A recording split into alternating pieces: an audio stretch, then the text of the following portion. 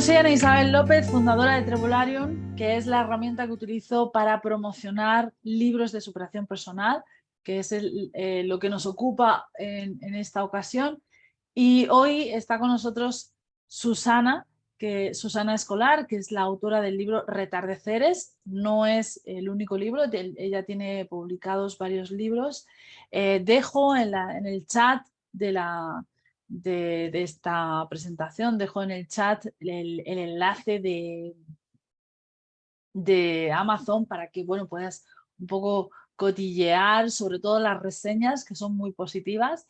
Y además, si estás viendo este vídeo, podrás consultar el libro también en los comentarios, mirando los comentarios de este propio libro, en la caja de contenido de este propio vídeo. Si estás escuchando el audio, también podrás ver el enlace y acceder al libro a través del contenido del podcast.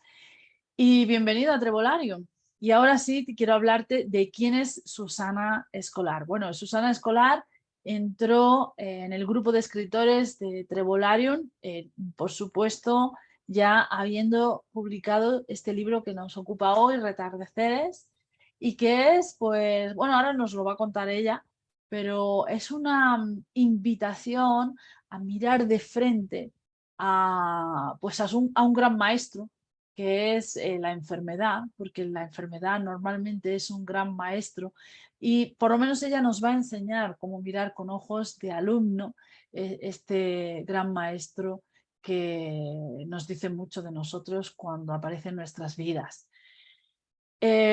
Susana, bueno, lo que a mí más me gustó de Susana Escolar cuando yo la conocí es su preciosa sonrisa. Tiene una risa pegadiza, divertida, pero sin embargo, que no os despiste, porque detrás de esa sonrisa, de esa risa, hay una profundidad increíble que la refleja, la deja muy bien reflejada a través de sus libros.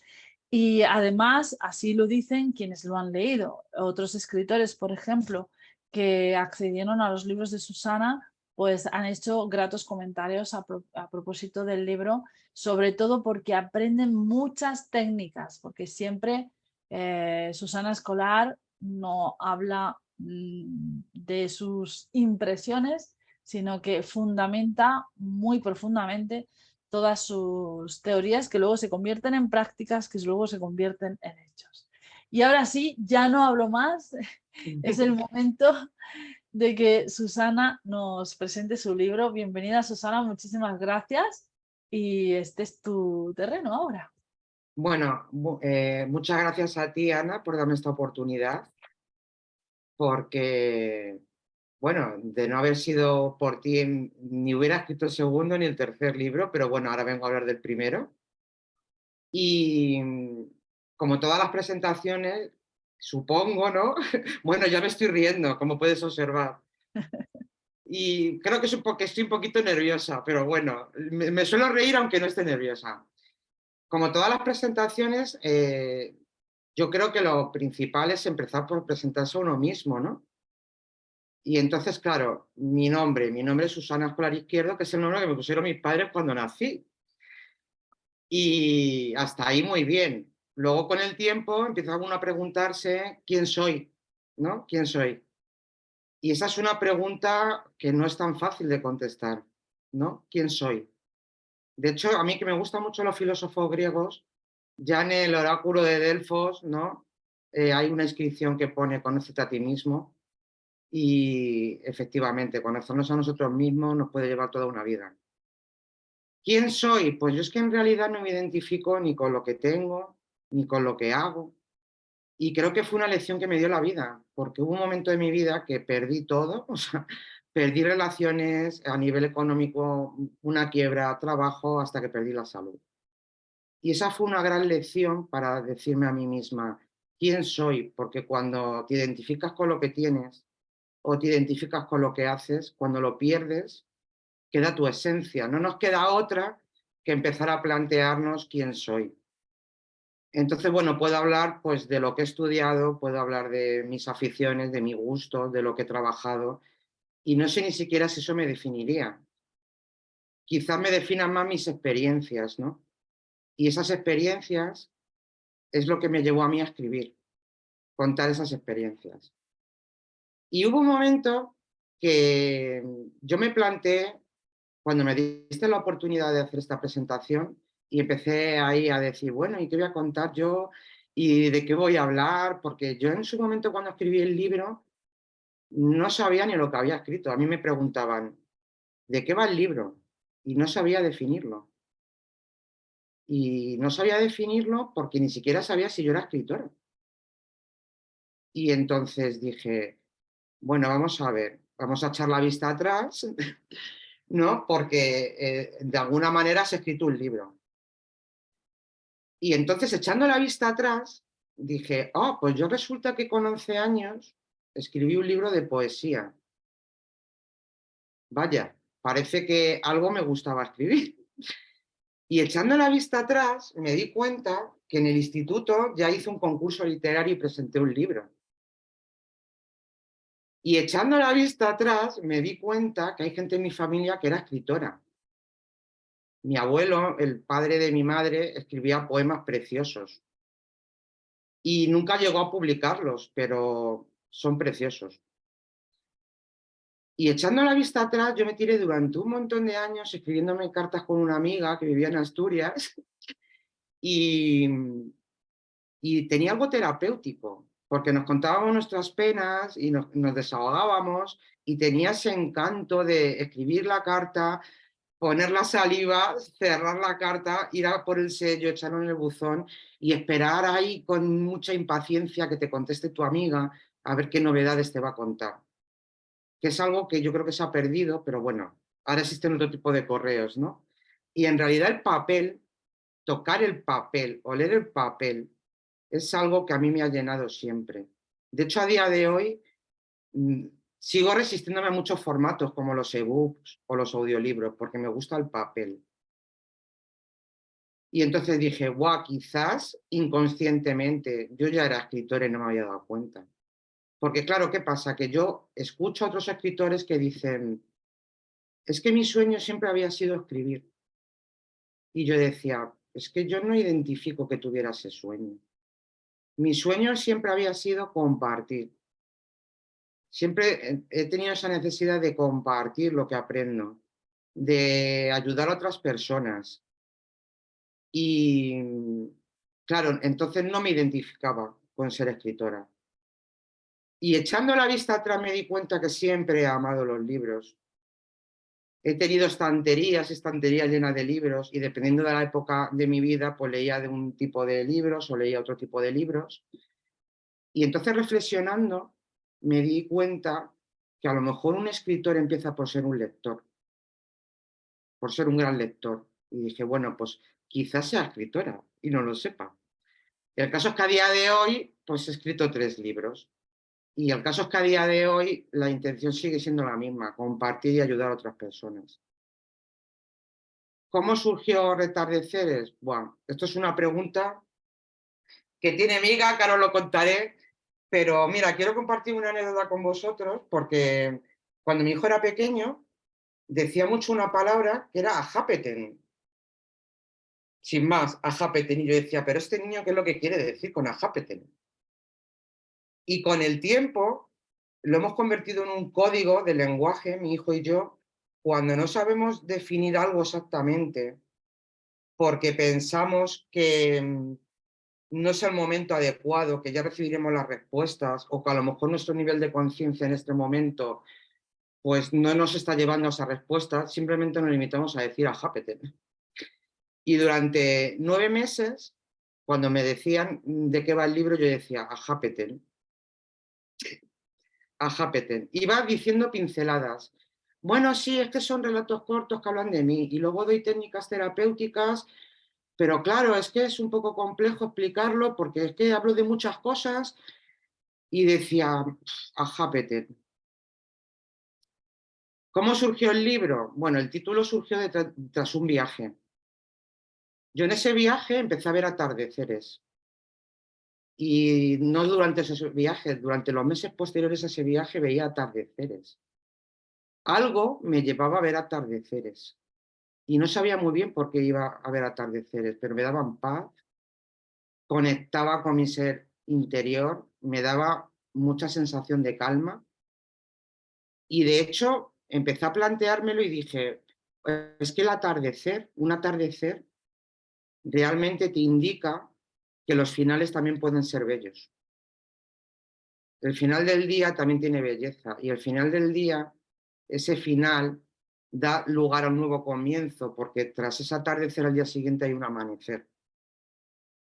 Entonces quizás atardeceres, retardeceres sea esas nuevas oportunidades, esos nuevos comienzos o en mi caso ese nuevo enfoque, que es lo que yo he querido mostrar en el libro, un nuevo enfoque sobre la enfermedad y sobre las alternativas que hay para la enfermedad.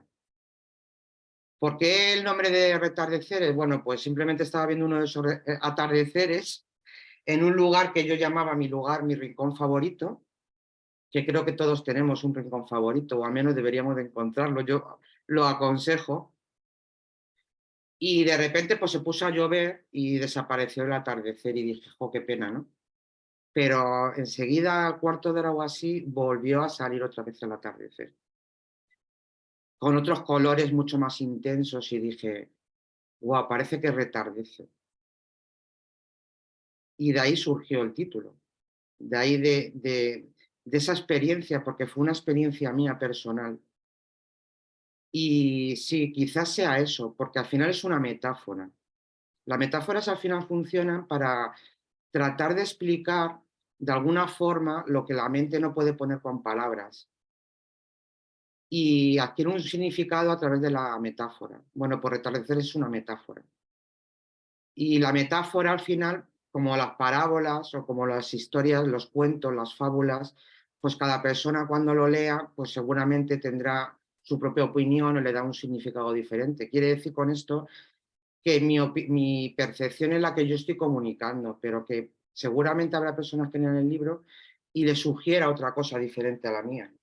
No tiene por qué ser la mía la verdad. ¿Cómo surgió el libro? ¿Cómo lo escribí? Pues surgió de la nada. Y entonces cuando dices, ¿cómo que surgió de la nada? Bueno, pues el libro surgió de la nada porque yo no lo había planeado escribir. De hecho, bueno, yo os he contado que ni me consideraba escritora. Entonces, después de tirarme varios meses viendo atardeceres, de repente, una semana entera no paraba de escribir. De hecho, me generé un cuaderno de escritura y escribía y escribía y escribía y no sabía muy bien ni lo que estaba escribiendo, simplemente escribía. Y era como piezas de un puzzle, pero no sabía ordenarlas. Las ordené luego más tarde.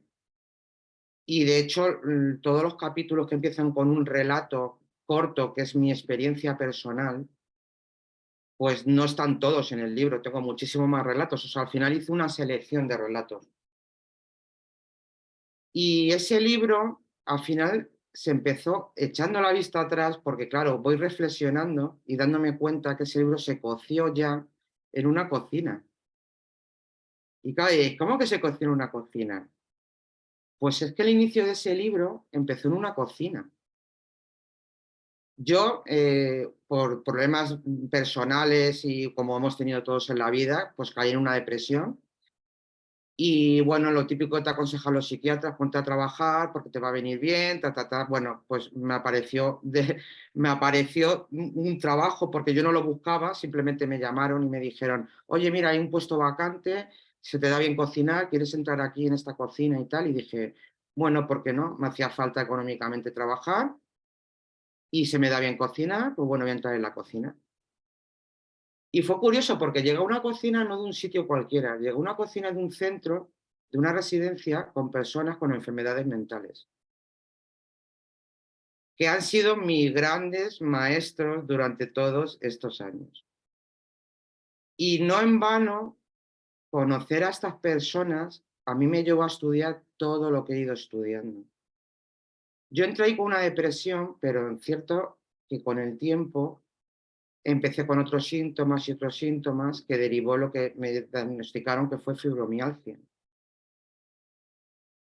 Y yo ya entonces me planteaba, bueno, estas personas llevan aquí un montón de años con los mismos tratamientos, con las mismas pastillas, la misma medicación y no mejoran. Algo se debe de estar haciendo mal. pues voy a investigar, voy a averiguar, voy a comprender, porque yo creo que no es lo mismo conocer que comprender. Y entonces empecé a estudiar. Lo primero que empecé a estudiar fue psicopatología clínica porque quería entender qué pasaba en las mentes de esas personas. Bueno, y a la vez qué pasaba en mi propia mente, porque yo también tenía una depresión que luego derivó en fibromialgia. Y cuando empecé a estudiar, yo me quedé ahí, pero yo seguía pidiendo respuestas y era como, pero ¿por qué me ha venido a mí esto? Y todo eso tiene que tener un sentido, pero yo no lo encuentro. La medicina no me da lo que yo necesito, porque lo único que hace es darme más medicación y más medicación, pero mis síntomas no mejoran, al revés, se incrementan con los efectos secundarios de tanta medicación, se me van agravando otros síntomas paralelos y yo no mejoro. Tiene que haber algo más. Y yo pedía respuestas, y lo que sucedió cuando pedía esas respuestas es que de repente empezó a llegarme libros de un montón de temas que yo no había oído hablar en mi vida de ellos.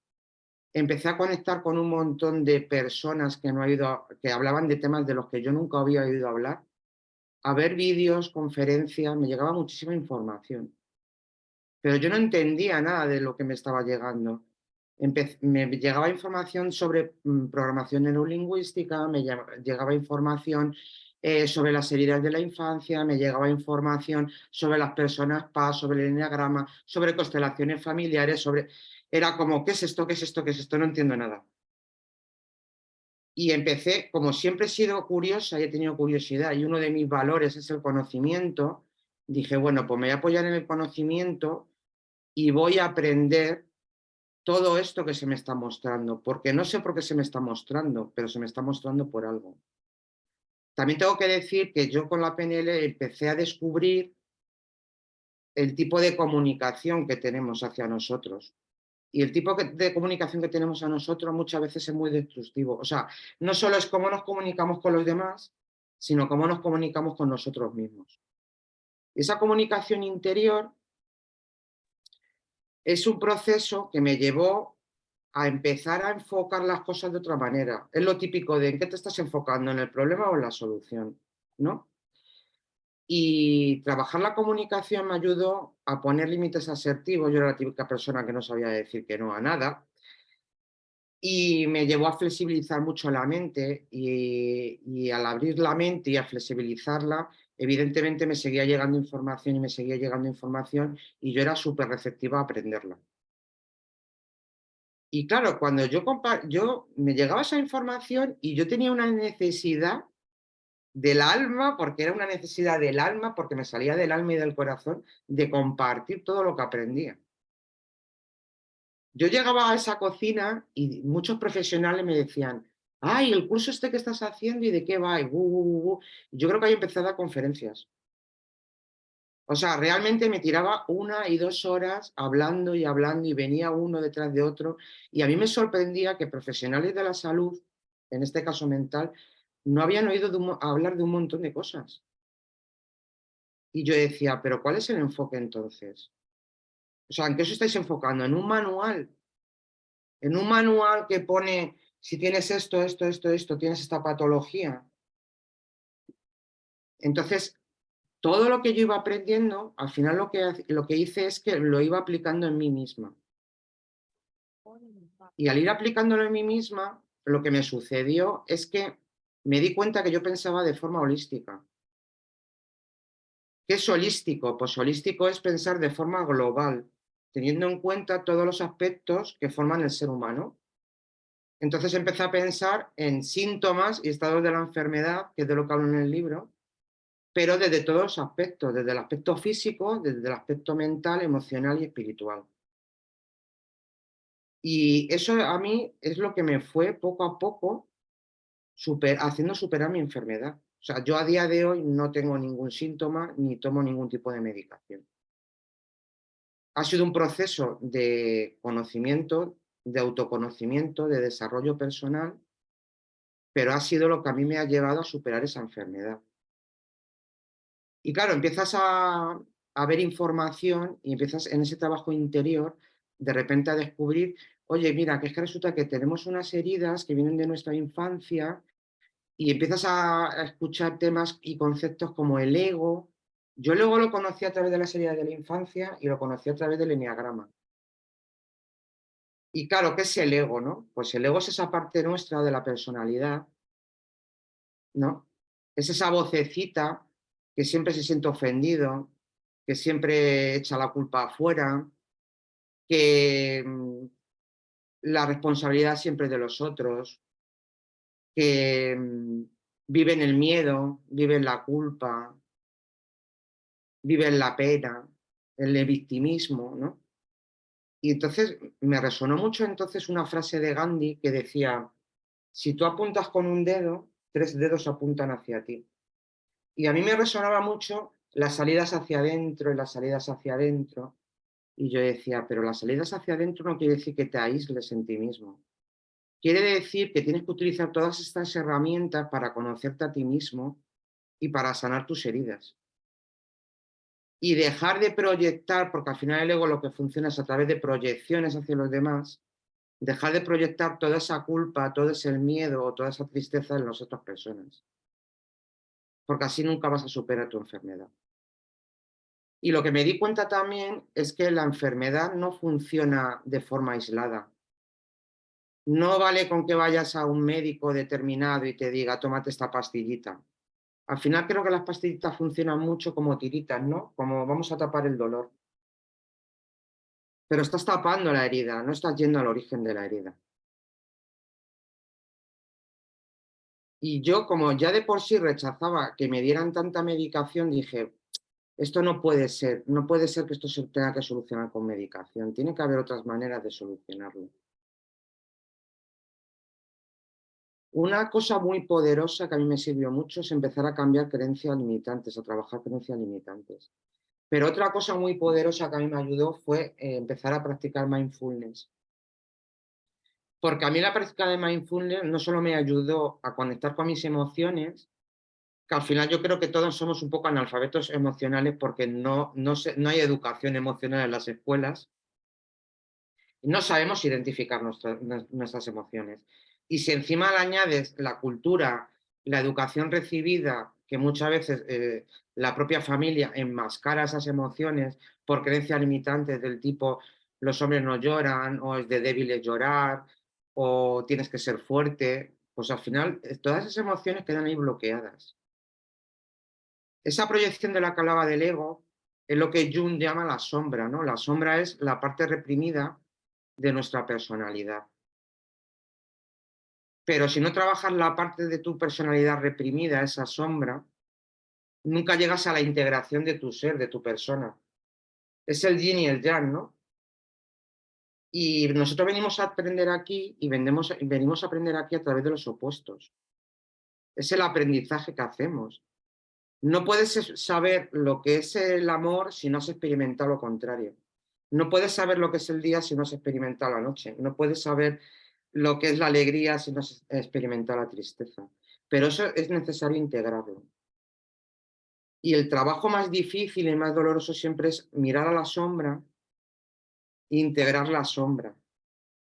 ¿Cómo se hace ese trabajo? Pues son las herramientas terapéuticas que yo he utilizado, que yo doy en el libro, que es el trabajo para integrar esa parte nuestra reprimida de nuestra personalidad. Sin integrar esa parte, al final no podemos conocernos a nosotros mismos. Y en realidad lo que nos sucede es que vivimos de forma inconsciente. Vivimos de forma inconsciente porque de hecho el 98% de nuestra mente es mente inconsciente. Y creemos que somos conscientes de lo que hacemos, pero no es real. El ego es el inconsciente. Es el ego el que es inconsciente. Y entonces vivimos, como yo digo en el libro, en modo piloto automático, ¿no? Vivimos en modo piloto automático. No tengo tiempo de esto, no tengo tiempo de lo otro, es que no tengo tiempo de meditar. Mira, un monje que sigo yo budista, Thich Nhat Hanh, dice, si no tienes tiempo para meditar, es que necesitas meditar. Y necesitamos llenar nuestra vida haciendo cosas, pero necesitamos llenar nuestra vida haciendo cosas porque lo más difícil de verdad, pero lo más gratificante es quedarte a solas contigo mismo y empezar a conocerte. Y entonces huimos de la soledad, huimos del silencio, necesitamos ruido, ruido, pero ese ruido es mental. Y hasta que no aquietamos la mente y conseguimos quitarnos ese ruido mental, no empezamos a ser conscientes.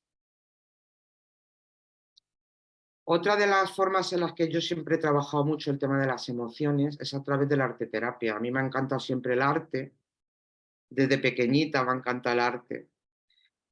Y eso me llevó también a estudiar técnicas de arteterapia, a estudiar arteterapia. Y te das cuenta que hay muchísimas técnicas terapéuticas que no necesitan ninguna prescripción de medicación, que no necesitan ningún diagnóstico, simplemente necesitan que conectes con tu ser interior y busques las respuestas en ti mismo. Y muchas veces es así como se sana. Porque el problema de muchas enfermedades es que nos hemos desconectado de nosotros mismos. Y esa desconexión es lo que nos lleva a enfermar. Esa propia desconexión de nosotros mismos. Entonces, cuando entiendes que puedes conectar contigo a través de muchas técnicas que no son contraproducentes, empiezas a enfocar la enfermedad de otra manera. Una de las cosas que yo empecé a entender es que los síntomas de una enfermedad son información. Son información, son códigos que descifrar. Lo único que tenemos que hacer es descifrarlos, pero solo se descifran desde un nivel consciente. Entonces, así es como yo me planteé mi enfermedad. O sea, literalmente dejé de sentirme enferma y empecé a analizar todos esos síntomas y todos esos estados que me están diciendo. Una de las formas de conectar con el aquí y el ahora, ¿no? Una de las técnicas que se emplean en mindfulness es precisamente conectar con tu cuerpo, con tus sensaciones físicas. ¿Qué te está diciendo ese dolor? ¿Dónde lo localizas? Y es una forma también de relajación, ir parte del cuerpo por parte del cuerpo e ir conectando con tu parte física. Luego está la parte emocional, las emociones. Bueno, pues trabajar la inteligencia emocional, trabajar la forma de comunicarnos de forma más asertiva, trabajar nuestras creencias limitantes. Y todo eso va formando un proceso que lo que deriva es en autoconocer, o sea, en conocernos a nosotros mismos. Simplemente eso. De hecho, está lo que es el efecto placebo. El efecto placebo ya demuestra que todos tenemos la capacidad de sanarnos a nosotros mismos, simplemente por una creencia. A ti te pueden dar un tipo de pastillita de glucosa y decir que es el último medicamento que han sacado, el laboratorio más famoso del mundo y encima vale muchísimo dinero, y tú te lo tomas y te lo crees que eso te va a curar y te curas. Es el poder de la mente. En realidad todo el universo es mental. Ya personas como Einstein o Tesla, que era un genio, decía que todo en el universo es energía, frecuencia y vibración. Pero claro, tú vas a un psicólogo o en mi caso, cuando iba al médico de cabecera por el tema de la fibromialgia, y se queda en lo que se queda, en lo que ven, en lo que le han enseñado en la facultad, no le han enseñado otra cosa. Es curioso porque hoy en día hay un montón de neurocientíficos que están integrando técnicas de mindfulness y están estudiando los resultados a nivel, o sea, a nivel neuronal, cómo se regeneran las neuronas, la neuroplasticidad cerebral, todos los efectos beneficiosos que tiene mindfulness, por ejemplo, la práctica de mindfulness. Pero claro, como no es algo que conozcamos, y luego tiene que ver con nuestras creencias, porque yo, por ejemplo, compartía con compañeros míos del trabajo, es que empecé a practicar mindfulness. Ah, pero es que eso de meditar, eso de... Y yo decía, pero claro, ¿qué es para ti meditar? Porque claro, si tú tienes la creencia de que meditar es sentarte en posición de loto y ponerte un incienso y, pues claro, es que imagínate, entonces una persona que tiene artrosis no va a poder meditar porque no se va a poder sentar en posición de loto, ¿sabes? Es cultural, en el hinduismo es que en realidad siempre andan en cuclillas y se sientan así, pero hay otras muchas formas de practicar la atención plena. Mira, yo por ejemplo, yendo del trabajo a mi casa, de casa a mi trabajo, tardaba muchísimo, iba en autobús, tenía que coger 3 autobuses, no, sí, 3 autobuses. Y yo empecé a practicar el mindfulness ahí, estando presente. Empecé a practicar el mindfulness estando presente en todo lo que hacía cocinando. Cocinando, que luego me di cuenta, uy, yo creo que un cocinero tiene algo de alquimista. Yo no sé si ahí yo ya estaba manifestando un poco, porque yo me acuerdo de conversaciones con un compañero y en esas conversaciones con el compañero yo le decía, porque es que yo, me decía, es que tú tienes que compartir esto porque es que tú hablas de lo que te gusta y lo hablas con pasión y es que tienes que compartirlo. Y yo decía, quita, quita, ¿cómo voy a compartir yo esto? No sé qué. Qué vergüenza. Aquí entre tú y yo sí, pero qué vergüenza. Bueno, pues escribe, porque claro, yo empecé a escribir en un blog. Pues escribe, no sé qué, escribe un libro y digo, bueno, yo he oído algo de que creo que en Amazon puedes publicar, pero yo no sé muy bien cómo se hace. Pero bueno, a lo mejor algún día me lo plante, no sé. Y es curioso, yo a día de hoy recuerdo esas conversaciones y digo, es que yo esas conversaciones que tenía con ese compañero son cosas que literalmente luego se han ido cumpliendo. Yo no sé si es que de alguna forma hacía ahí algo de alquimia en la cocina, pero ahí se iban manifestando cosas.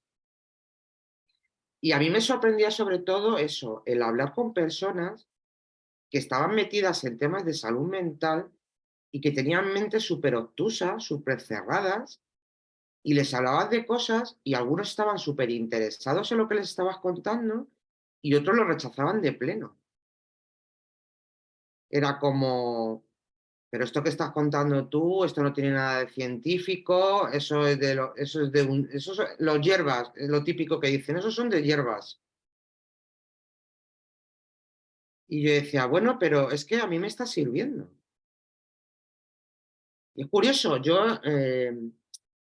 cuando ya se me puso todo en contra en el trabajo, porque es que todo se daba mal y todo era como que en mi contra, y tomé la decisión de decir, es que yo no soy feliz, yo me levanto por las mañanas y no soy feliz, tiene que haber algo más.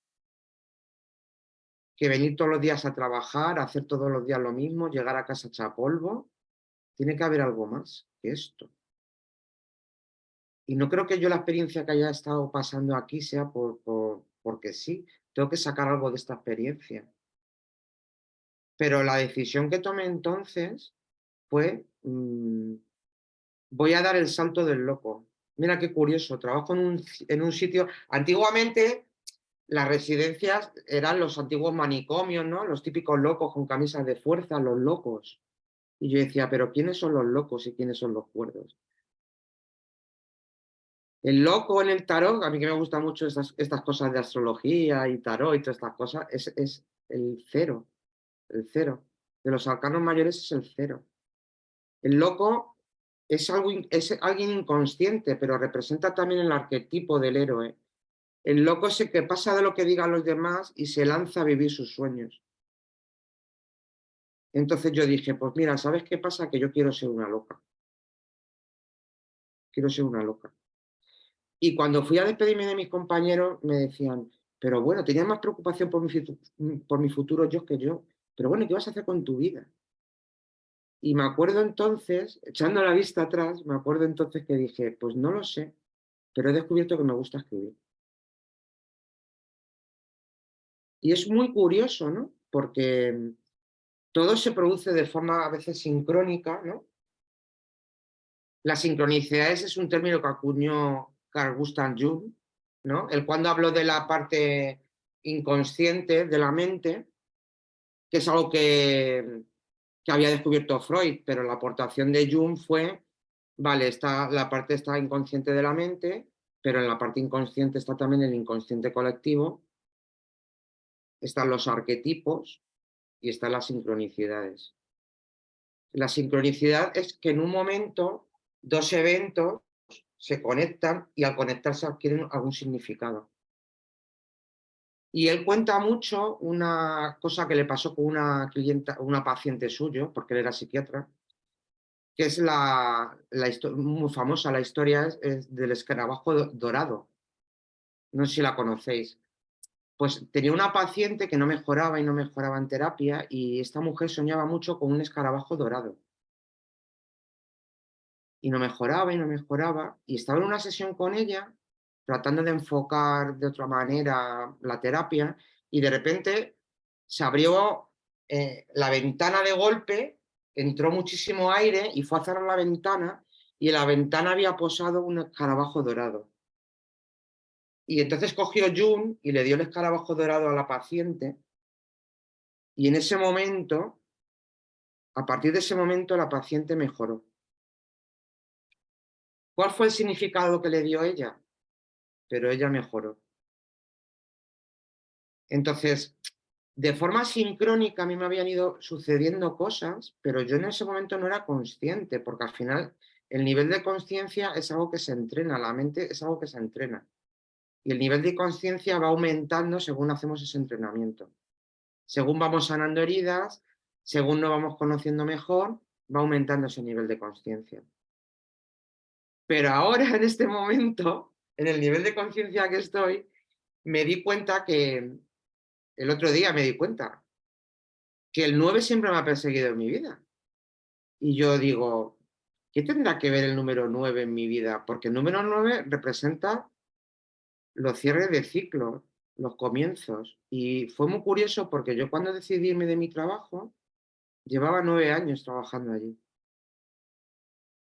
Pero es curioso porque 9 meses después de irme de mi trabajo, escribí mi primer libro, a los 9 meses.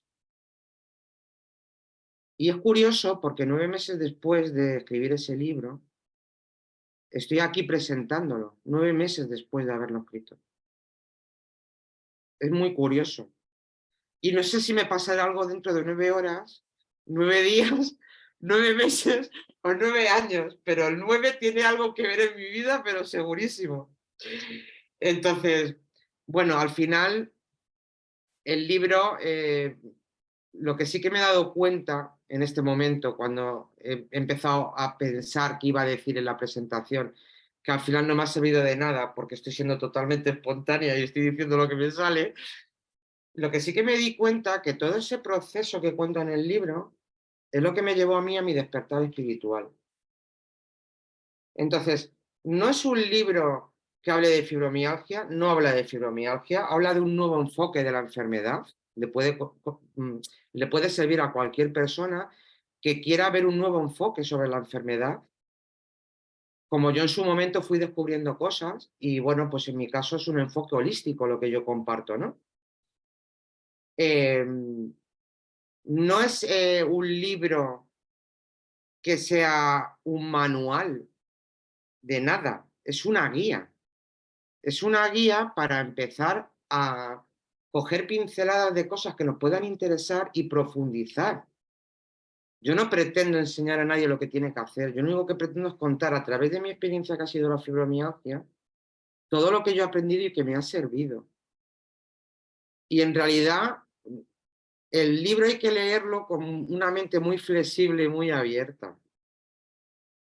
Y en realidad, si una persona que lea el libro no entiende nada del libro, es porque su nivel de conciencia en este momento no se lo permite. Porque mi nivel de conciencia hace 9 meses no me permitía explicar el libro como lo estoy explicando ahora. Que eso no es nada bueno ni malo, es simplemente mirar al espejo, que es el mayor trabajo que podemos hacer, mirar al espejo y ver qué nos está diciendo sobre nosotros mismos. La forma más fácil de identificar al ego y de trabajar con el ego es a través del espejo. Y todo lo que nos rodea y todo lo que nos sucede y todas las personas que pasan por nuestra vida son nuestros espejos. Aquello que nos gusta de los demás está en nosotros mismos.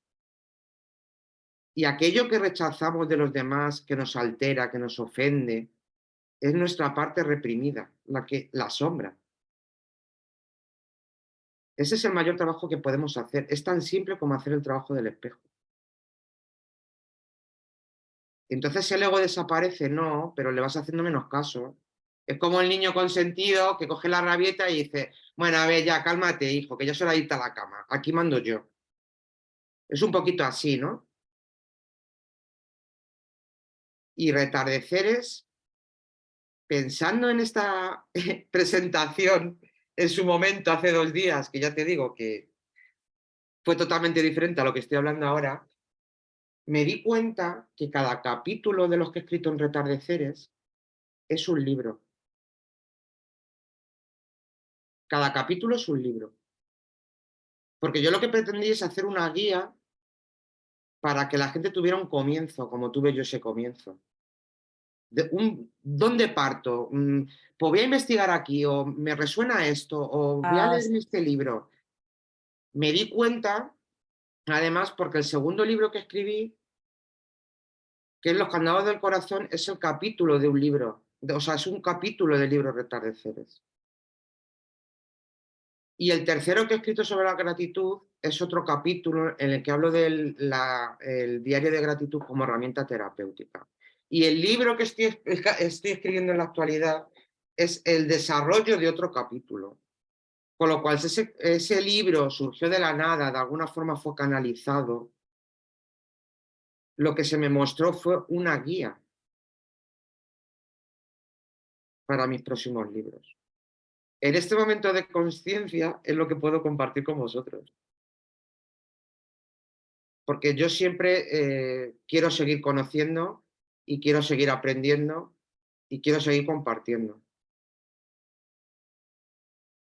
Entonces, bueno, en base al último libro que habla de la gratitud, pues no puedo menos que agradecer por todas las experiencias que he pasado, todas las personas que me han hecho de espejo, gracias a ellas he aprendido y estoy aquí en este momento. A ti, por supuesto, por darme la oportunidad, a las personas que están viendo este vídeo. Y nos vemos en próximas ocasiones o a través de mis libros o de la manera que queráis. Muchísimas gracias. bueno, muchísimas gracias a ti, Susana, la verdad es que ha estado genial, me ha encantado. Me ha encantado conocer un poquito más de este libro. A aquellos que estáis viendo la grabación, que estáis viendo la presentación en streaming, os dejo por aquí en alguna parte el enlace a la entrevista donde también estuvimos hablando del libro Retardeceres, ya desde otro punto de vista, desde otra fórmula, otra forma de ver el libro, otro prisma. Y os dejo también de nuevo el enlace pues, al libro, donde podéis pues, acceder al libro Retardeceres, que yo creo que es, pues quienes lo conocen, quienes los han leído, han hablado de joya, han hablado he aprendido mucho con cada una de las técnicas que explica en el libro. O sea, han hablado de cosas muy, muy positivas, o sea, que de un aporte, quizá podríamos decir que es un resumen, ¿no? De muchas técnicas, ¿verdad? Bueno, no sé Sí. si si ha conectado tiene ganas de preguntar algo, de explicar algo, de comentar. Bueno, Rita ya te está dando la enhorabuena porque la verdad es que la presentación ha sido una pasada, a mí me ha encantado, disfruté Bueno, mucho. Rita es muy generosa. I love you, Rita. Bueno, yo quería decir que si se puede aplaudir, porque la verdad es que excelente, espectacular, cómo hiló todas las ideas, cómo lo hizo tan fluido, qué empoderada, qué dominio del tema, qué segura, qué amor por cada una de las cosas que compartía. eh, Cada vez que decía que no lo preparó, que lo estaba haciendo de forma espontánea, decía, madre mía, es que lo que más miro de cómo lo ha hecho es cómo ha llevado un orden en las ideas y lo ha ido desarrollando, incluyendo citas, ha sido espectacular, me ha encantado y la tranquilidad, la humildad, que yo valoro mucho, o sea, no esa pretensión de no sé nada, pero a la vez lo domino, lo conozco y sigo aprendiendo. Wow, me ha encantado de ver la felicidad de Susana. Muchas gracias, Francisca. En realidad, no es a todo, o sea, no es al 100% cierto que no haya preparado nada. Sí preparé un hilo conductor, pero yo de verdad que hacía pruebas y pruebas y cada prueba me salía diferente. Entonces sí, había un hilo conductor, pero poco más. O sea, sí. O sea, al decir quiero hablar de esto y de esto, ya está. Es que Pues has hecho anécdota, mira, yo sí, o sea, mantener mi atención, o sea, Ana dice que tiene mala memoria, que se desenfoca, pero yo soy bueno a nivel Dios. Y yo he estado atenta, no sé cuántos minutos llevamos, pero yo no me he despistado nunca. Y si a mí algo no me cuadra, una palabra ya no encaja, ya yo me pierdo. Y, o sea, es que he tenido una coordinación, porque yo soy muy, como te digo, así como muy, cuando estoy viendo algo, no es mi culpa. O sea, si algo ya no me cuadra, ya me desenfoco. Pero es que no ha habido eso. O sea, ha estado todo muy hilado, muy coordinado, muy, no sé. O sea, perfecto. bueno, Muchas gracias. también tienes la felicitación de Muchas Vanessa, gracias, Vanessa. que pues eso, que dice que está totalmente de acuerdo con Francisca. Bueno, y a los demás, muchísimas gracias por estar aquí. Espero que hayáis disfrutado con el libro, por lo menos con ese avance del libro Retardeceres, que yo creo que es, pues, libro de cabecera para aquellas personas que tienen un maestro pendiente al que escuchar, ¿no? Lo que decíamos al principio, ¿no? Una enfermedad en forma de maestro. Muchísimas gracias por todo, Susana. De verdad ha sido un regalo. Gracias. Y nada más, nos vemos en otra, como bien has dicho.